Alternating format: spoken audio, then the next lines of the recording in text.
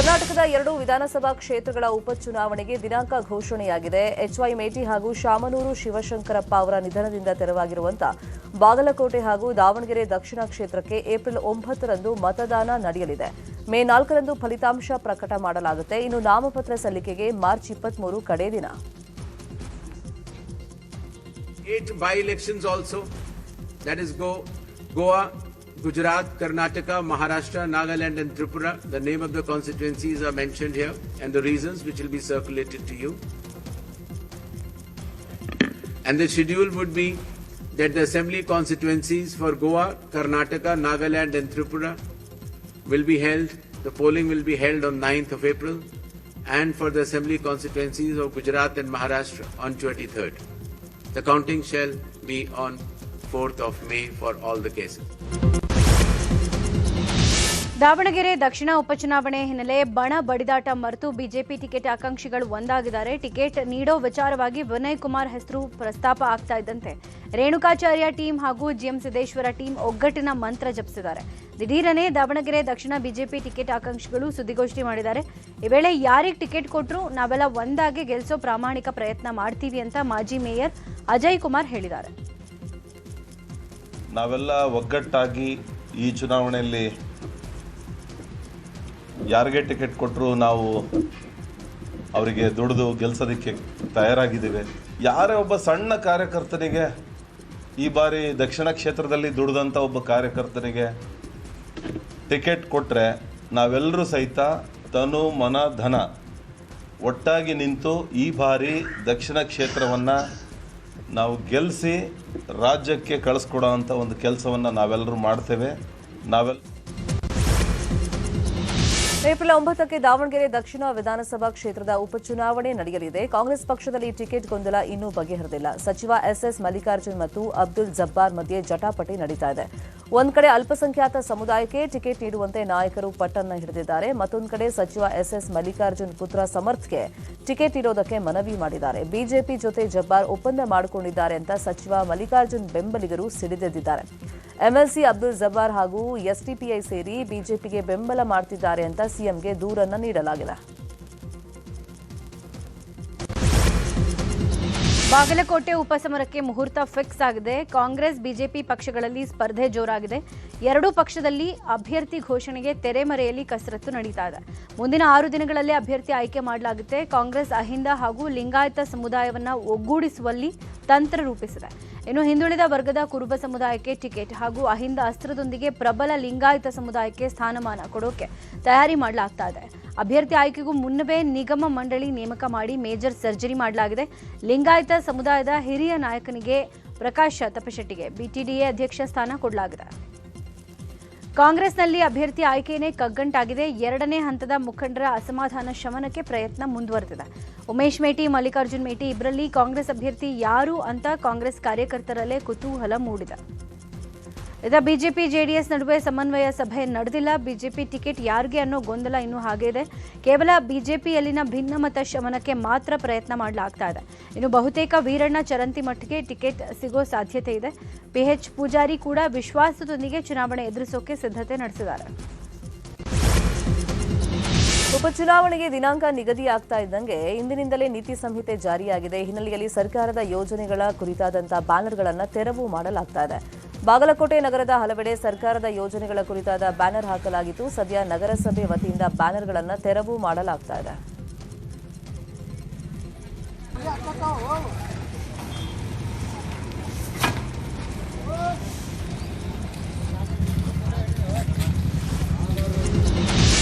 ಪಂಚರಾಜ್ಯಗಳ ಚುನಾವಣೆಗೆ ಮುಹೂರ್ತ ಫಿಕ್ಸ್ ಆಗಿದೆ. ಜೊತೆಗೆ ಕರ್ನಾಟಕದ 2 ವಿಧಾನಸಭಾ ಕ್ಷೇತ್ರಗಳ ಉಪಚುನಾವಣೆಗೂ ದಿನಾಂಕ ಘೋಷಣೆ ಆಗಿದೆ. ಕಾಂಗ್ರೆಸ್ ಮತ್ತು ಬಿಜೆಪಿಗೆ ಗೆಲುವು ಸಾಧಿಸೋದು ಸವಾಲಾಗಿದೆ. ಹೀಗಾಗಿ ಇವತ್ತು ಸಂಜೆ 6ಕ್ಕೆ ಸಿಎಂ ಸಿದ್ದರಾಮಯ್ಯ ಹಿರಿಯ ಸಚಿವರ ಸಭೆ ಕರೆದಿದ್ದಾರೆ. ಕಾವೇರಿ ನಿವಾಸದಲ್ಲಿ ಸಭೆ ನಡೆಯಲಿದೆ. ಸಭೆಯಲ್ಲಿ ಉಪಚುನಾವಣೆ ಗೆಲುವು ಮತ್ತು ಪಂಚರಾಜ್ಯಗಳಿಗೆ ಅಗತ್ಯ ನೆರವು ನೀಡೋ ಬಗ್ಗೆ ಸಮಾಲೋಚನೆ ನಡೆಸಲಾಗುತ್ತೆ. ಇನ್ನು ಬಾಗಲಕೋಟೆ, ದಾವಣಗೆರೆ ದಕ್ಷಿಣ ಕ್ಷೇತ್ರಗಳ ಅಭ್ಯರ್ಥಿಗಳ ಆಯ್ಕೆ ಹಾಗೂ ಗೆಲುವಿನ ಸಾಧಕ ಬಾಧಕ ಬಗ್ಗೆ ಚರ್ಚೆ ನಡೆಯಲಿದೆ. ಕರ್ನಾಟಕದ ಬಾಗಲಕೋಟೆ, ದಾವಣಗೆರೆ ವಿಧಾನಸಭಾ ಕ್ಷೇತ್ರಗಳ ಉಪಚುನಾವಣೆಗೆ ದಿನಾಂಕ ಘೋಷಣೆಯಾಗಿದೆ. ಈ ಬಗ್ಗೆ ವಿಜಯಪುರದಲ್ಲಿ ಸಚಿವ ಎಂಬಿ ಪಾಟೀಲ್ ಪ್ರತಿಕ್ರಿಯೆ ಕೊಟ್ಟಿದ್ದಾರೆ. ಚುನಾವಣಾ ಆಯುಕ್ತರು ಕೇರಳ, ತಮಿಳುನಾಡು, ಅಸ್ಸಾಂ ವಿಧಾನಸಭಾ ಚುನಾವಣೆ ಕಡಿಮೆ ಸಮಯ ನಿಗದಿ ಮಾಡಿದ್ದಾರೆ. ಹಾಗೆ ದಾವಣಗೆರೆ ದಕ್ಷಿಣ ಹಾಗೂ ಬಾಗಲಕೋಟೆ ಉಪಚುನಾವಣೆಗೆ ಕಡಿಮೆ ಸಮಯ ಇದೆ. ಆದರೆ ಪಶ್ಚಿಮ ಬಂಗಾಳಕ್ಕೆ ಹೆಚ್ಚು ಸಮಯ ಇಟ್ಟಿದ್ದಾರೆ ಅಂತ ಹೇಳಿದ್ದಾರೆ. ಬೈ ಎಲೆಕ್ಷನ್ 2 ಕ್ಷೇತ್ರಗಳನ್ನು ನಾವು ಗೆಲ್ತೀವಿ ಅಂತ ಹೇಳಿ ಎಂಬಿ ಪಾಟೀಲ್ ಹೇಳಿದ್ದಾರೆ. ಮತ್ತು ಬಾಗಲಕೋಟು, ದಾವಣಗೆರೆ, ಆಸಾಮು ಎಲ್ಲದಕ್ಕೂ ಕೂಡ ಕಡಿಮೆ ಸಮಯ ಇದೆ. ಜಾಸ್ತಿ ಸಮಯವನ್ನು ವೆಸ್ಟ್ ಬೆಂಗಾಲ್ಗೆ ಇಟ್ಟಿದ್ದಾರೆ. ಅದ್ರ ಬಗ್ಗೆ ನಾನು ಮಾತನಾಡೋಕ್ಕೆ ಹೋಗೋದಿಲ್ಲ. ಆದರೆ ಇಷ್ಟೇ, ಅದೇನೇ ಇದು ಸಮಯ ಅಷ್ಟೇ ಇದ್ದರೂ ಕೂಡ ನಾವು ಕಾಂಗ್ರೆಸ್ ಪಕ್ಷ ನಿಶ್ಚಿತವಾಗಿಯೂ ಕೂಡ ಇವತ್ತು ಕೇರಳದಲ್ಲಿ ಗೆಲ್ತೀವಿ, ಅಸ್ಸಾಂದಲ್ಲಿ ಗೆಲ್ತೀವಿ, ತಮಿಳುನಾಡಲ್ಲಿ ಇವತ್ತು ಸಹ DMK ಗೆಲ್ತದೆ, ವೆಸ್ಟ್ ಬೆಂಗಾಲಲ್ಲಿ ಇವತ್ತು ಸಹ ನಮ್ಮ TMC ಮಮತಾ ಬ್ಯಾನರ್ಜಿಯವರು ಮತ್ತು ನಮ್ಮ ಕಾಂಗ್ರೆಸ್ ಪಕ್ಷನೂ ಕೂಡ 70 ಸೀಟ್ಗಳಷ್ಟು ಅಲ್ಲಿ ಸ್ಪರ್ಧೆ ಮಾಡ್ತಾ ಇದೆ. ಮತ್ತು ನಿಶ್ಚಿತವಾಗಿ ದಾವಣಗೆರೆ ಮತ್ತು ಬಾಗಲಕೋಟೆ ಎರಡನ್ನು ನಾವು ಗೆಲ್ತೀವಿ. ಕೇರಳ ಮತ್ತು ವಂಡರ್ಲಾ ರೆಸಾರ್ಟ್ನಿಂದ ಏರ್ಪೋರ್ಟ್ ಬಳಿಯ ಹೋಟೆಲ್ಗೆ ಶಿಫ್ಟ್ ಆಗಿದ್ದ ಒಡಿಶಾ ಕಾಂಗ್ರೆಸ್ ಶಾಸಕರು ದಿಢೀರಂತ ರಾತ್ರಿನೇ ಒಡಿಶಾಗೆ ಪ್ರಯಾಣ ಬೆಳೆಸಿದ್ದಾರೆ. ಬೆಂಗಳೂರಿನ ಕೆಂಪೇಗೌಡ ಅಂತಾರಾಷ್ಟ್ರೀಯ ವಿಮಾನ ನಿಲ್ದಾಣದಿಂದ ರಾತ್ರಿ 9:45ಕ್ಕೆ ಒಡಿಶಾಗೆ ಶಾಸಕರು ಪ್ರಯಾಣ ಬೆಳೆಸಿದ್ದಾರೆ.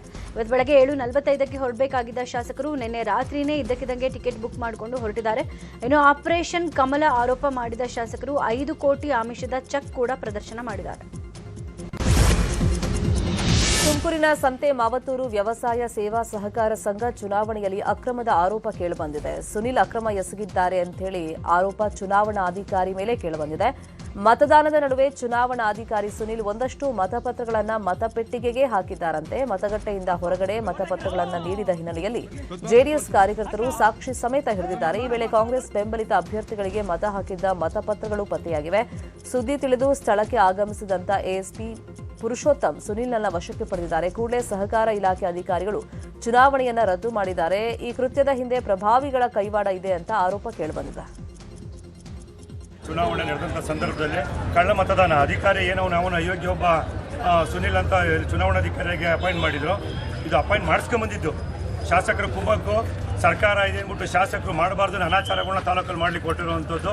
ಇಂಥ ಮಹಾನ್ ಪುರುಷನ್ನ ಈ ತಾಲೂಕಿನ ಶಾಸಕರು ಇವ್ರ ಜೊತೆಗೆ ಅಕ್ರಮ ಮಾಡಲಿಕ್ಕೆ ಇವತ್ತು ಕುಣಿಗಲ್ ತಾಲೂಕಿಗೆ ಹಾಕಿಸ್ಕೊಂಬಂದೆ. ಚುನಾವಣಾಧಿಕಾರಿನೇ ನೇರವಾಗಿ ಶಾಮೀಲಾಗಿ ಏನು ಕಾಂಗ್ರೆಸ್ ಅಭ್ಯರ್ಥಿಗಳ ಪರ ಶರೀಕಾಗಿ ಈ ಅಭ್ಯರ್ಥಿಗಳಿಗೆ ಮತದಾನ ಮಾಡಿಸ್ಬೇಕು ಅಂದ್ಬಿಟ್ಟು ಅವನೇ ಸುಮಾರು ಬ್ಯಾಲೆಟ್ ಪೇಪರ್ಗಳನ್ನ ಕಂಪ್ಲೀಟ್ ಒಂದು ಬಂಡಲನ್ನೇ ಬ್ಯಾಲೆಟ್ ಪೇಪರ್ನ ಕಾಂಗ್ರೆಸ್ನ ಕೆಲವು ಪುಡಾರಿಗಳಿಗೆ ಕೊಟ್ಟು ಅವ್ರ ಮುಖಾಂತರ ಹೊರಗಡೆ ಮತದಾನ ಮಾಡಿಸ್ಕೊಂಡು ಅದನ್ನು ಗೌಪ್ಯವಾಗಿ ತಗೊಂಬಂದು ಕಿಟಕಿಯಿಂದ ಒಬ್ಬ ಶಿವಕುಮಾರ್ ಅಂತ ಏಜೆಂಟ್ ಆಗಿದ್ದ ಅವ್ನು ಹೊರಗಡೆ ಕಲೆಕ್ಟ್ ಮಾಡ್ಕೊಂಡು ಬರ್ತಿದ್ದ. ಇವನು ಏಜೆಂಟ್ಗಳು ಆಚರಿಸಿದ ಸಂದರ್ಭದಲ್ಲಿ ಒಳಗಡೆ ಡಬ್ಬು ತುಂಬ್ತಾ ಇದ್ದ. ಸುಮಾರು 150-200 ಓಟಿನ ಈ ಥರ ಕಳ್ಳ ಮತದಾನದಲ್ಲಿ ಇವನು ಮಾಡಿದ್ದಾನೆ. ಈ ಅಕ್ರಮ ಮಾಡಿ ಚುನಾವಣಾಧಿಕಾರಿನೇ ಅಕ್ರಮ ಮಾಡಿದ್ದಾನೆ. ಹಾಗಾಗಿ ಚುನಾವಣಾಧಿಕಾರಿ ಮೇಲೆ ದೂರು ಕೊಟ್ಟಿದ್ದೇವೆ.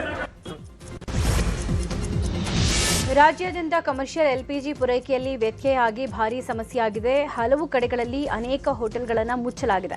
ಇತ್ತ ಬೆಂಗಳೂರಲ್ಲೂ 20% ಹೋಟೆಲ್ಗಳನ್ನು ಮುಚ್ಚಲಾಗಿದೆ. ಈ ಎಲ್ಲ ಬೆಳವಣಿಗೆಗಳ ನಡುವೆ ಬೆಂಗಳೂರಿಗೆ ಇವತ್ತು ಕಮರ್ಷಿಯಲ್ ಗ್ಯಾಸ್ ಸಿಲಿಂಡರ್ ಪೂರೈಕೆ ಆಗುತ್ತೆ ಅಂತ ಹೋಟೆಲ್ ಮಾಲೀಕರ ಸಂಘದ ಅಧ್ಯಕ್ಷ PC ರಾವ್ ಹೇಳಿದರು.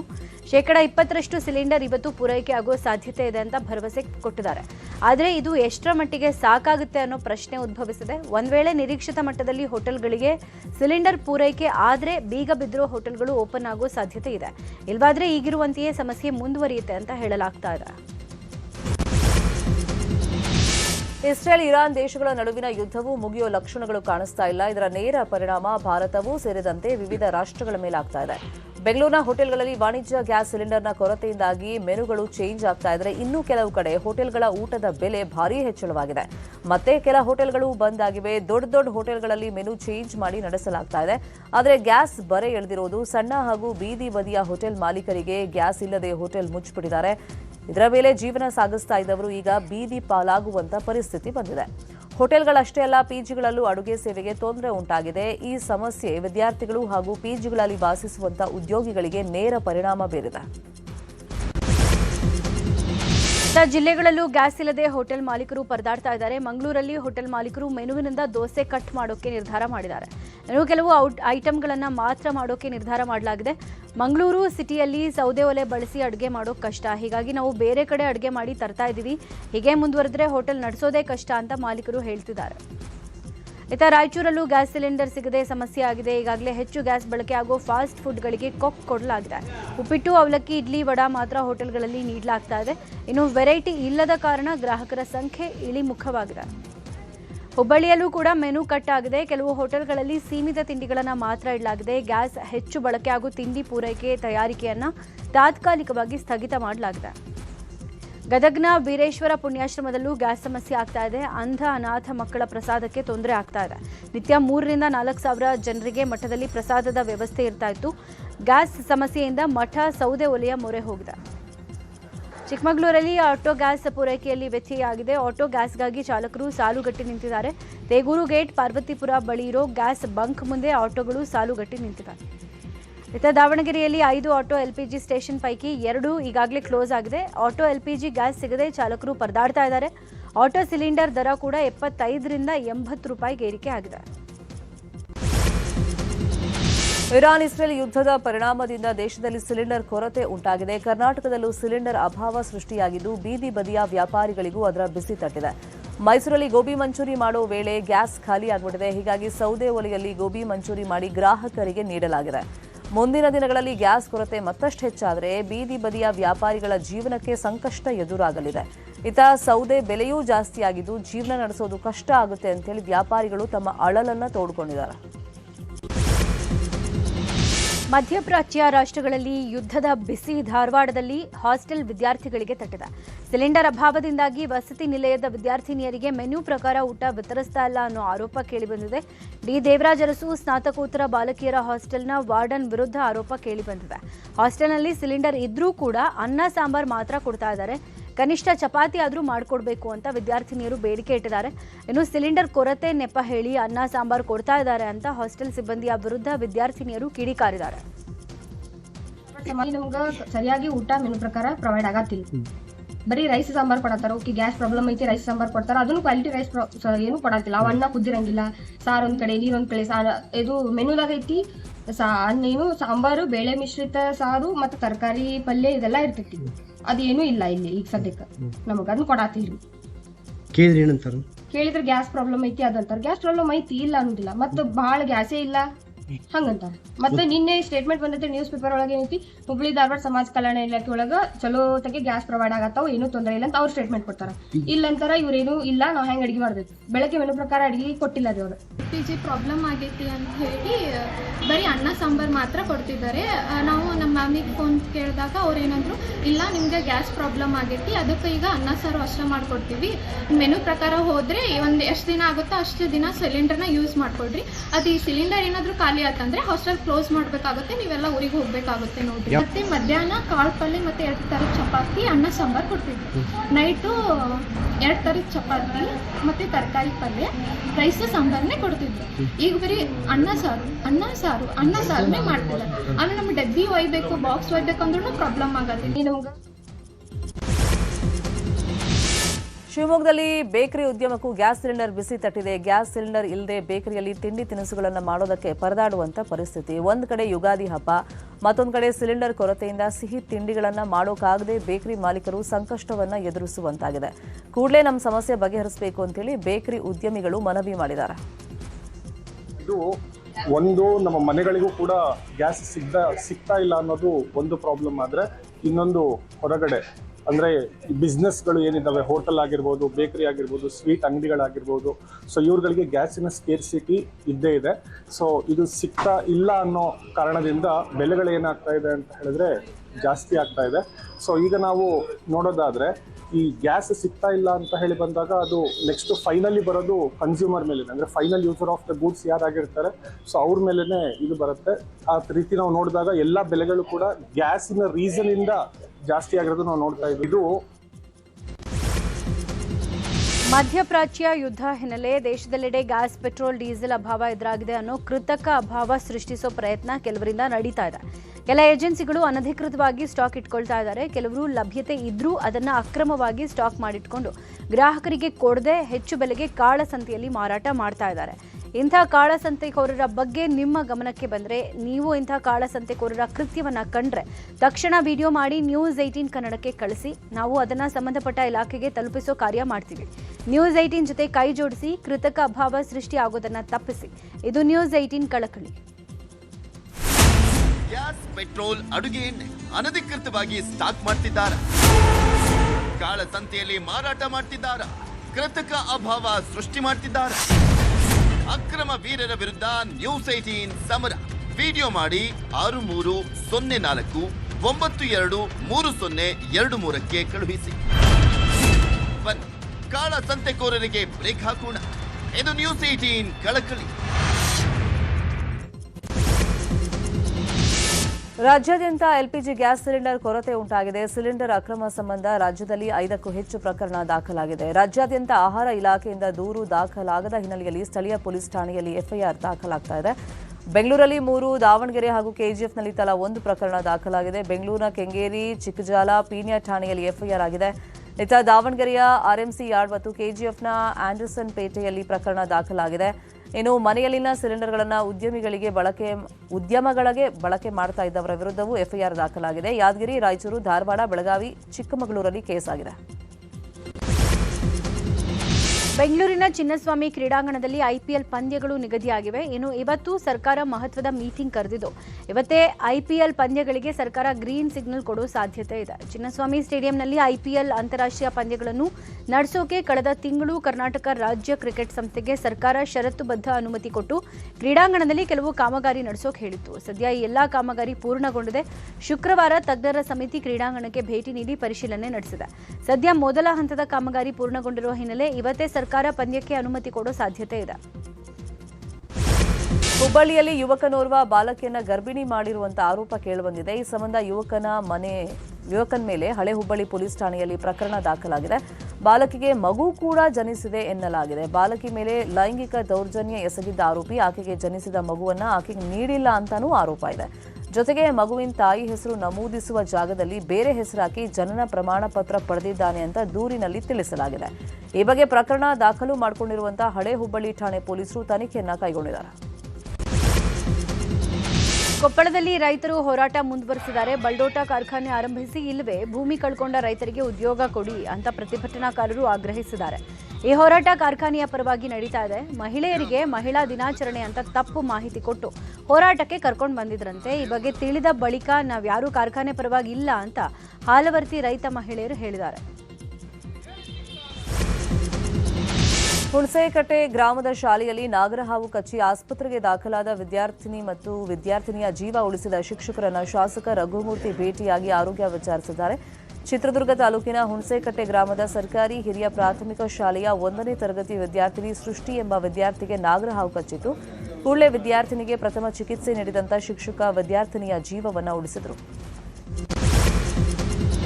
ಕೋಲಾರ ಜಿಲ್ಲೆಯಾದ್ಯಂತ ಇರುವ 2,98,000 ಬಿಪಿಎಲ್ ಕಾರ್ಡ್ ಪೈಕಿ 12,990 ಕಾರ್ಡ್ಗಳನ್ನು ಎಪಿಎಲ್ಗೆ ಪರಿವರ್ತನೆ ಮಾಡಲಾಗಿದೆ.